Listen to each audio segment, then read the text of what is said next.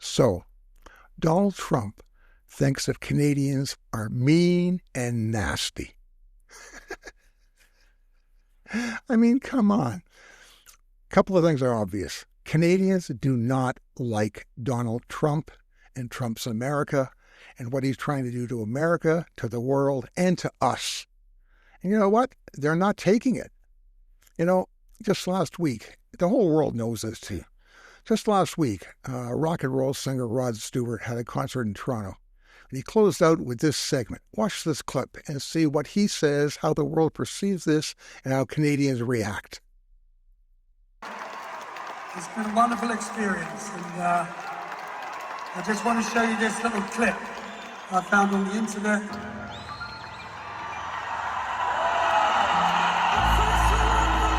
We were petrified, kept thinking we could never live without you by our side, and we spent so many nights thinking how you did us wrong. Now we've banded all together. Your terror made us strong, and so you know you're not so great. There's not a snowball's chance in hell we'll be your 51st state. You really need our resources far more than we need you, so now just go. Walk out the door. We do not need you. You're not welcome anymore. Weren't you the one who instigated these trade fights? You'll soon grow to regret it when we turn off your lights in the dark. We will survive. As long as we can think and work, we know we'll stay alive. We have all we really need. We can live without your greed. We will survive. We will survive. There's been a change. It's time to do. We're not that fledgling little country still in awe of you. We are now a nation proud that is happy to be free. You didn't realize you gave us our own identity, so now just go. We will survive. As long as we can think and work, we know we'll stay alive. Yeah, but we really need. We can live without your greed. We will survive. We'll survive! We will survive. Survive! 51st state, my fucking ass. Go on, Canada!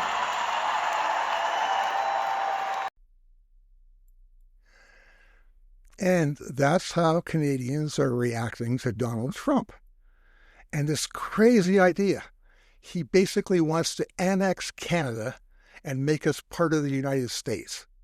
Canada will never bow down and kiss Donald Trump's ring or ass or whatever the fuck he expects us to. We just won't have it. So he sends his sycophant, his ambassador to Canada up here. You know, and one of the first things he says is, why are we insulted by him wanting to take us over and invade us? So yeah, they don't like they didn't like the rhetoric about the 51st state. You know, I just kind of say, well, you know, I think in my time in Congress, that may be the first time that America has extended an offer to someone else to become part of the country. It's a sign of affection. Not, Is it? Sure. Yeah, like, well, we want you to become we want you to become part of the United States. Yeah, because what do? You know, Trump's a deal maker. He looks at this and says, getting Canada to be a part of the United States, it's good for America, and he believes it's good, and we believe it's good for Canada. But the answer, you know, has been a resounding no from the Canadians. Why they're offended by such a generous offer, I'm not sure, but they are. We have to deal with it, and we will. A generous offer. Yeah, and the Ukrainians don't want to accept Putin's generous offer to include the Ukraine as part of the Russia. I mean, come on, where do they get this from? Anyway, Trump is reacting to Canadians' rejection of his ideas, and Canadians are fighting back. Trump started to create this narrative that, well, Canadians are taking advantage of the United States. Canadians are bad and nasty. Canadians are a problem. All the problems we have in America are the result of Canada taking advantage of us. Anyway, you know what Canadians said? Okay, we won't take advantage of you. Fine. You don't want our business? We won't give you our business. You think that we're taking advantage of you? Good. We'll stop taking advantage of you. We begin tonight with focus once again on the U.S. president's previous referrals to Canadians as nasty. Amid the trade war, the U.S. ambassador to this country provoking strong reaction here after suggesting at a conference in the States the reasons Donald Trump views Canadians as mean and nasty to deal with is because many residents are boycotting U.S. travel and American booze is still off the shelves. What some would call pushback. CTV's Katie Griffin has been following this story and joins us live. Katie. Patricia, BC Premier David Eby, whose office received the audio of these comments, says the remarks show these efforts to stand up to Trump are having an impact. Many in Ottawa say Trump's rhetoric just strengthens their resolve to buy Canadian and boycott travel down south. So we have Genevieve here out of Montreal. At Maker House, the push to buy Canadian is as strong as ever. We're up still double last year this past week. So even after Canada Day, the push to buy Canadian is sustaining. The current upswing is more people finding the value in keeping their money in their community. That's what drew this couple in. They're visiting from Cambridge, Ontario. We usually like taking trips to the States because there was so much to do, so much to see. But now we've been finding that going to places around Canada is a lot better. We just really like supporting, Canada right now. And so we've been avoiding the States for the moment. Trade tensions heightened after U.S. Ambassador Pete Hoekstra said this at a conference in Washington State. Canadians stay home, but that's their business. I don't like it, but if that's what they want to do, it's fine. You want to ban American alcohol, that's fine. It doesn't necessarily send real positive signals in terms of positive signals. The messages we've been getting from Donald Trump since the beginning of this year is that he's determined to destroy our economy, to force us to buckle under and become part of the United States. So yeah, we're sending negative vibes. Come on. They're treating us well. There are reasons why the president and some of his team refer to Canada as being mean and nasty to deal with, okay, because of some of those steps. But, that's Canadians' business, not mine. As negotiations continue between Canada and the U.S., Ontario's premier says Canada needs to match President Donald Trump's tariffs dollar for dollar. There's one thing President Trump understands, is strength. He doesn't understand or appreciate weakness. He will roll over us like a cement roller if you show an ounce of weakness. Like every schoolyard bully, as soon as he gets some resistance, he starts saying, "What are you all upset about? Why are you being so mean and nasty?" Yeah, right. And this is all across Canada. The Maritimes, Ontario, Quebec, the Prairies, Western Canada. Here's a statement from Premier David Eby of British Columbia. What's your sense of just the depths of the understanding the Americans have about sort of the offense that has been done to Canada here? I really think that at the leadership levels, there's very little awareness. The ambassador specifically said that Canadians were mean and nasty for not buying American alcohol and for boycotting the U.S. in terms of travel. Mm-hmm. And at the same time, do they think that Canadians are not going to respond when the president says, I want to turn you into the 51st state and beggar you economically unless you bow to the U.S.? Obviously, Canadians are outraged. I say Canadians stick with it, hold the line. I think Trump is Trump, and,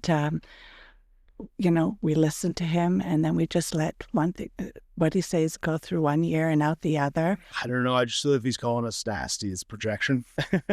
That seems to be a bit of his playbook, constantly throwing names and calling names and whatnot. As the trade war drags on, for many Canadians, the choice is easy. We've decided we're not going to be traveling to the U.S. for a good little while.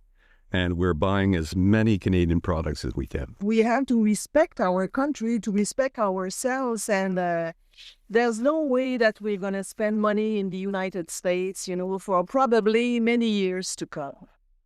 A U.S. Embassy spokesperson also said the ambassador had expressed optimism about the relationship between our two countries. So whether this impacts negotiations and where we go from here, it's anyone's guess. Tariffs are not good for anybody. Not good for Canada, not good for the U.S. And we've had trade agreements with the U.S. for generations. We had NAFTA. Trump didn't like NAFTA. We replaced it with the USMCA, a trade agreement that he made, he wrote up, and he said was the greatest trade agreement in history. And now he's saying all we're doing is taking advantage of him. Well, Canadians have said, fine, we won't take advantage of you. We won't do business with you. We'll do business with other places in the world. In response to U.S. tariffs and President Trump's threats to annex Canada, 71% of Canadian consumers say they intend to buy fewer American products this year. That's having an impact. The U.S. economy could lose up to 0.3% of its GDP, or about $90 billion in 2025, due to the boycott of American goods and the decline in foreign tourism. Giancarlo Tremarchi is the owner of Vince's Market, a Canadian grocery store chain with 4 locations. He's seen the backlash firsthand.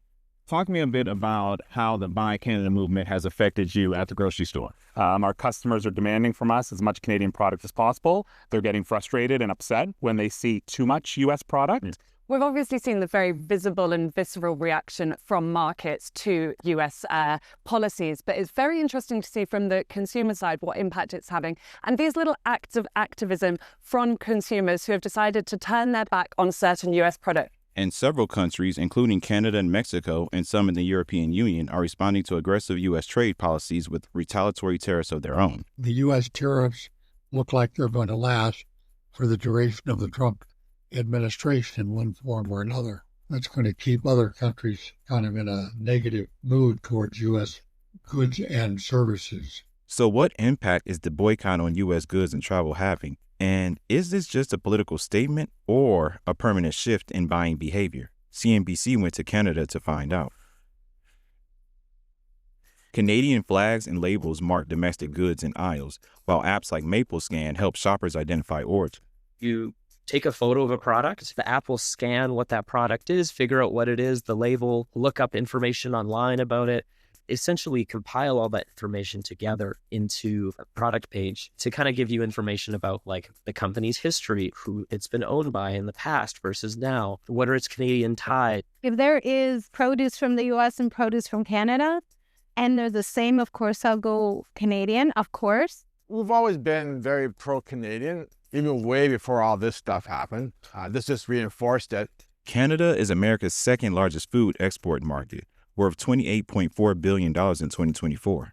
The boycott has impacted other parts of the store, too. How is that affecting kind of these perceived American products like Coca-Cola or Lay's? Yeah, Coca-Cola and Lay's are great examples of global brands. They actually bottle Coke bottles in Canada, about an hour and 30 minutes north of here. Frito-Lay uses Canadian potatoes. There would have been no identification of where Frito-Lay products were made. It would have been small and on the back.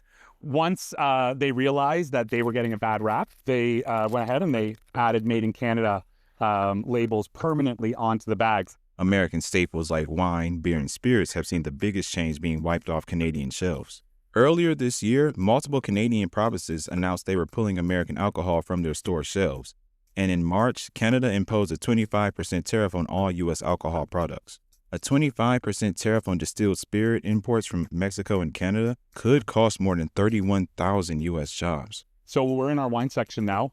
Our wine business, roughly 40% of our red wine sales is California cabs and blends. So that's $60,000 a week in sales that are just gone. They've evaporated from the United States. We're replacing it, and we're replacing it with import wines from France, from South Africa, from Australia, from New Zealand. In 2024, Canada was the U.S.'s top export market for alcohol.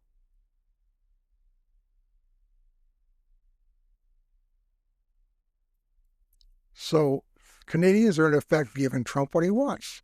He says Canadians buying American products and selling our products to them and buying American products back and forth. That's ripping off Trump and ripping off America and taking advantage of it. Well, fine, we won't take advantage of you anymore then. We won't buy American, we'll buy Canadian. And that's our response. What are we supposed to say? But it's gone beyond that. It's not only a matter of products, it's even travel to the States. Because Canadians are beginning to feel unwelcome in the United States.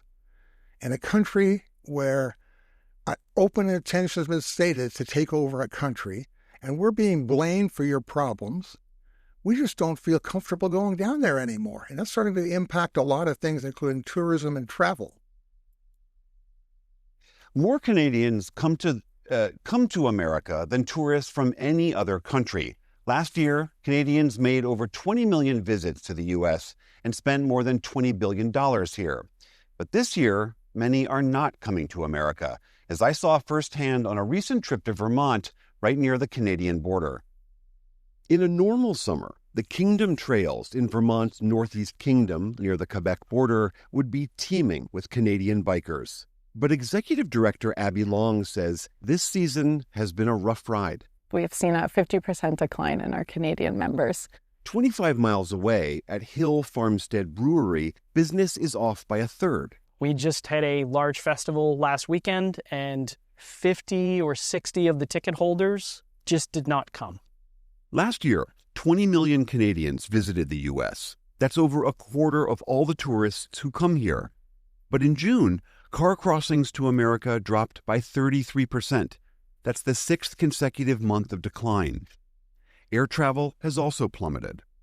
So why are Canadians staying away? Frankly, Canada should be the 51st state. Most offensive to northern neighbors like Julie Morrison has been President Trump's rhetoric. This threat of annexation by, this very powerful militarized ally, we took it very, very seriously. And honestly, it's frightening. Morrison has happy memories of her many American vacations, but now she's staying home. We don't have a lot of tools.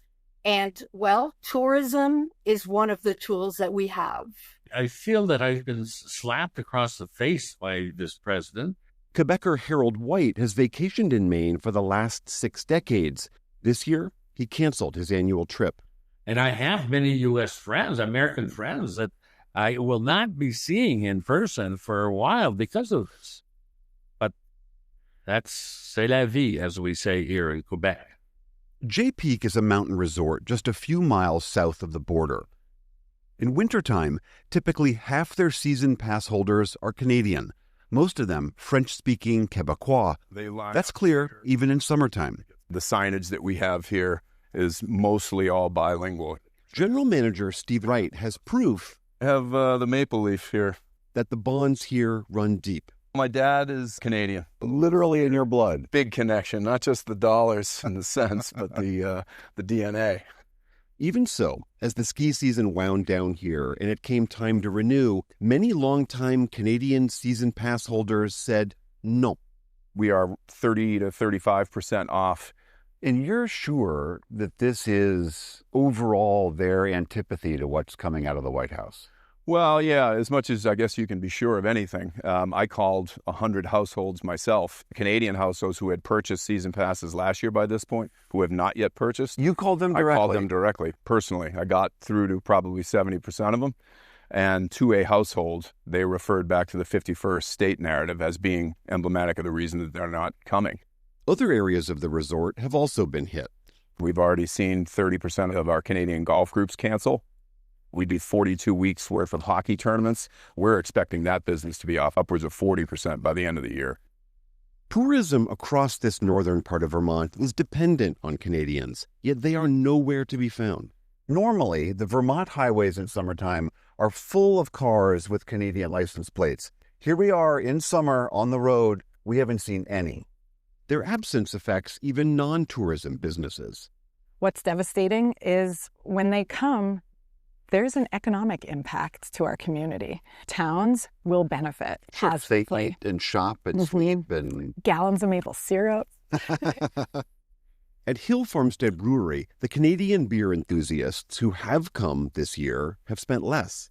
The tariff situation means that someone buying beer from us, just coming for the day, they'll pay not just the provincial tax, but they will now pay a 25% additional tariff. They're paying 43% above cost to bring beer back. And that your beer is delicious, but I'm sorry, that might be a real deterrent. It is a real deterrent. So the impact this is having is very real. And recently, the city of Rochester in New York actually launched a campaign encouraging Canadians to come back and spend more time in Rochester. We miss you. They called it a love letter to Canada.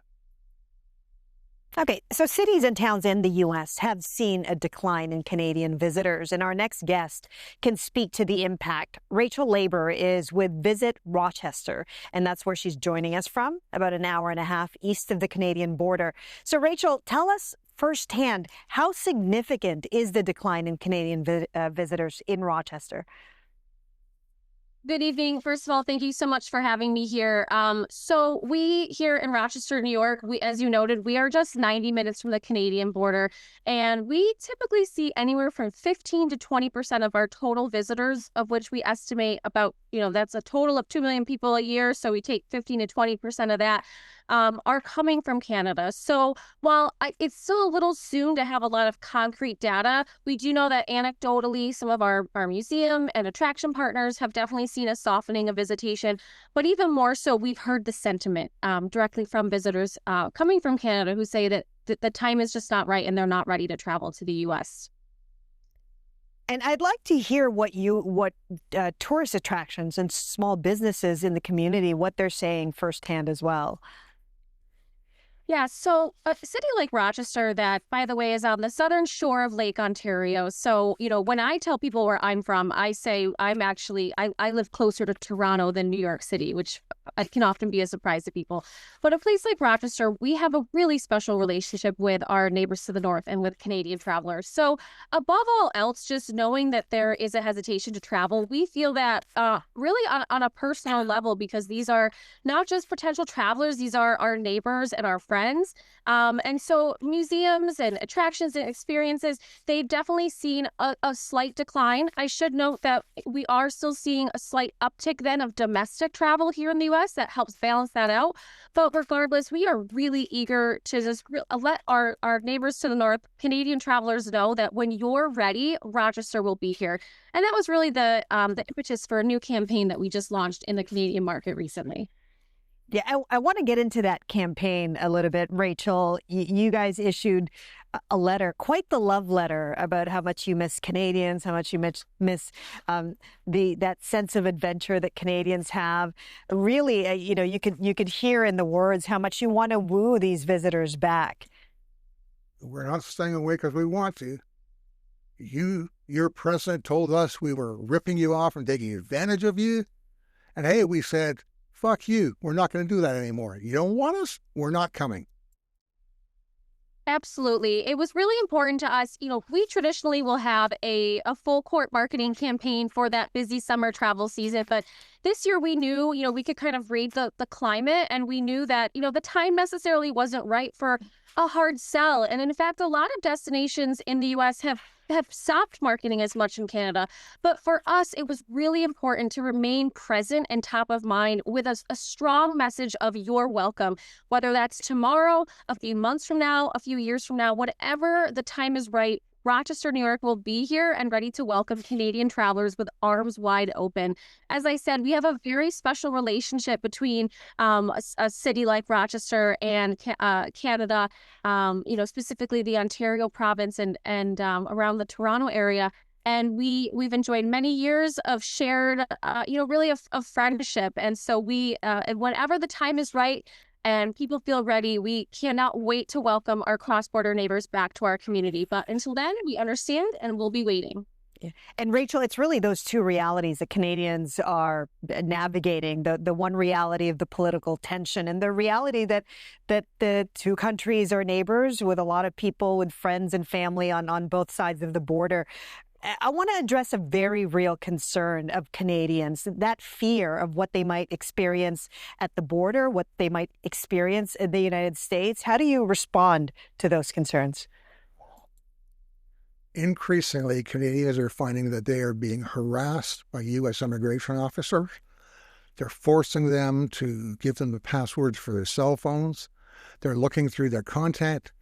If they find something on your phone that you post a meme criticizing Trump or criticizing American policy, they can detain you for hours, turn you away, and ban you from visiting the U.S. for the next 5 years. Why? Because on social media you said Trump's a jerk, okay? I always thought that was part of freedom of speech, that everybody was allowed to do that. Whether you're going to visit the States or not, you're entitled to an opinion. But That's not Trump world. That's not where the U.S. is going now. Absolutely, yes. We've fielded inquiries from visitors with these concerns. So as far as at the border crossing, our message to travelers is, of course, we don't necessarily, as a tourism marketing agency, we don't necessarily have jurisdiction at the border, but we encourage travelers to review the guidelines as to making sure they have all the right documentation and all the proper credentials for any kind of border crossing.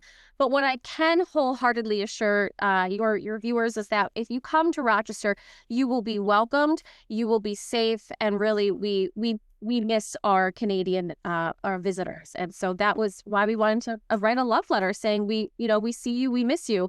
So definitely review the latest border crossing guidelines and make sure that you have everything you need. But I can attest that once you're here in Rochester, you will be welcomed with big open arms because we have such a special relationship.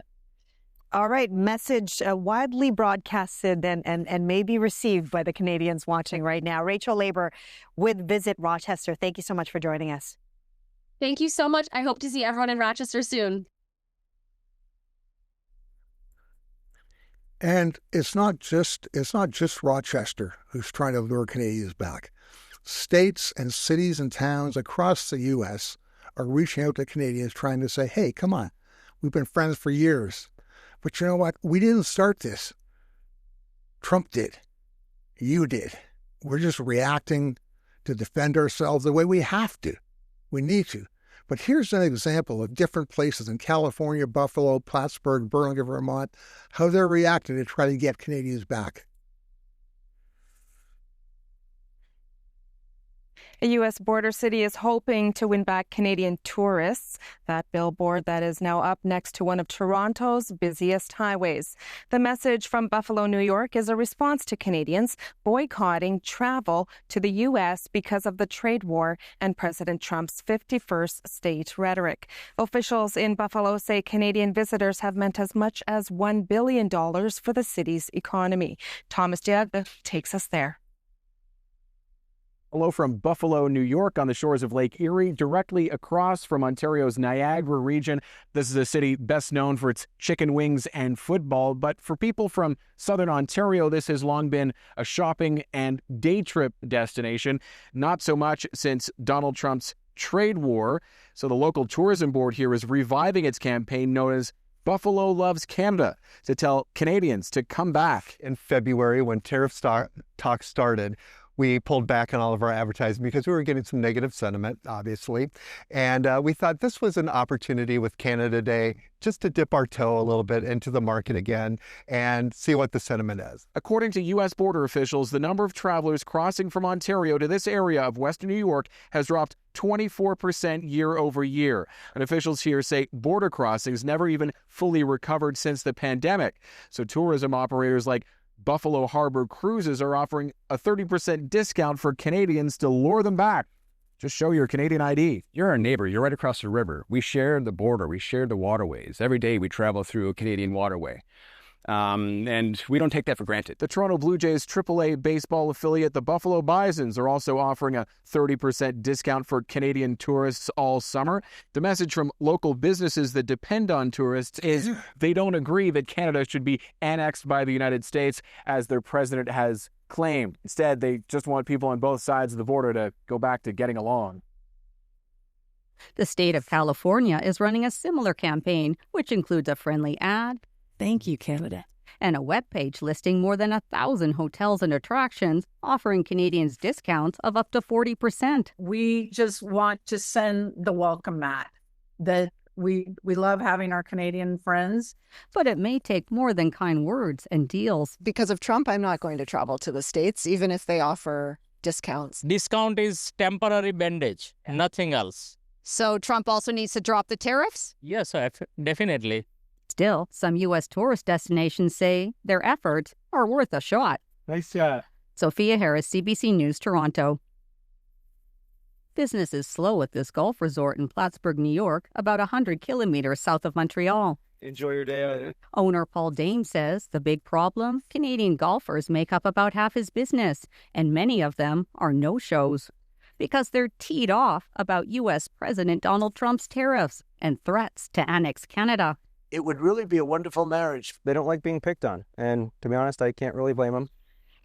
To encourage Canadians to return, Dame is offering some freebies, including a set of Canadian-themed golf balls. Maple syrup, hockey jerseys, and Mounties. A gift to say thank you, a gift to say come back and see us.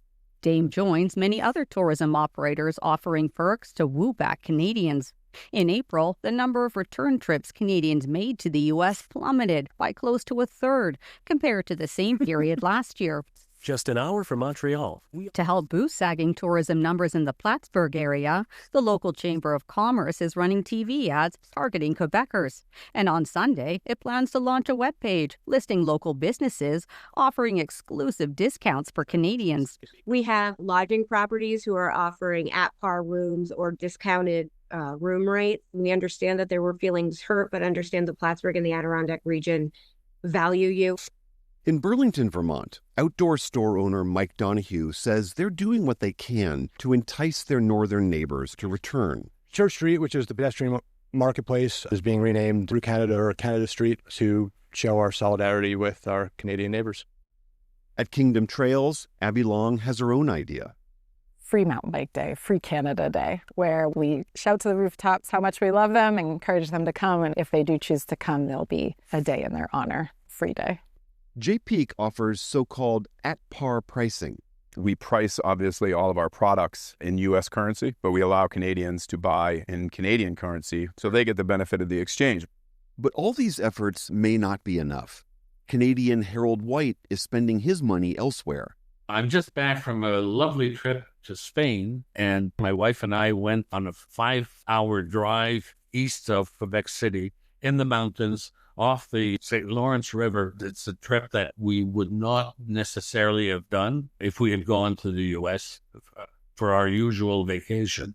Canadian Julie Morrison grew up going to Vermont. My family has owned property in Vermont all my life. I learned to ski in Vermont when I was like 3 years old. We hiked the Long Trail. I mean, it's so beautiful. And yet her family has now resolved to sell their home there. The process of selling this property for my entire family has been extremely difficult emotionally. It's almost like we have to mourn this moment. Back at Hill Farmstead Brewery, Bob Montgomery sympathizes with the Canadian boycott. We actually admire it.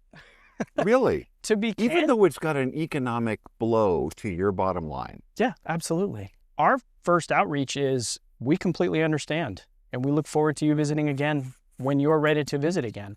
Yeah, you see, many Americans, they understand. You'll hear that running a theme through all this. We understand. We know why you're upset. We agree with you. Canadians don't bear ill will against most Americans. We know that many of you are victims of Trump, not supporters of him. I cheered when I saw the No King's Day protests. And that's encouraging. But why isn't it happening every weekend? Why isn't it happening every day? I know that, you're in a horrible situation, but it's not going to change and it's not going to go away. The next election is not going to make it any better. You have a problem, America, and you've got to deal with it. You've got to get out there and make it known that you will not tolerate Trumpism. That woman from Rochester, from the Rochester Tourist Bureau, who was encouraging Canadians to come back. Well, Rochester is a blue state, or is a blue city, sorry. Strong Democrat support, and they voted for Kamala Harris. But let me tell you how that was written up in the Rochester Beacon. If the rest of the country voted like Monroe County, and Monroe County is what Rochester is, then Vice President Kamala Harris would be the president today. But America didn't, instead choosing decisively to send former President Donald Trump back to the White House for a second term. Even in Rochester, Monroe County was an outlier. Trump, the Republican, won all of the neighboring counties around Rochester. In Monroe County, Harris received 59% of the vote. But by contrast, Trump won 51% in Ontario County, 61% in Livingstone County, 62% in Wayne County, 70% in Orleans County, 76% of Wyoming County. You know, that's not a good situation to be in. If it's not you, it's your friends and your neighbors who did this, who are continuing to do this because they're not withdrawing their support. Trump's numbers are not crashing. He has not been rejected by the American population yet. And the world is waiting for that to happen. Listen, I want to really thank you for bearing with me through the video. I know it's been long, but I thought there was a lot of stories that you should hear about to understand where we in Canada are coming from. You know, we've been your friends for a long time. We're your friends, your neighbors. We share so much in common. We have the biggest unmanned border on the planet Earth. And, you know, our worlds are intermingled. But somewhere, something went wrong in America. And we're here to help you if we can. But until that changes, and I don't think it's a short-term change, I don't think the next election is going to correct things. Until you write your house, our relationship is going to be forever changed.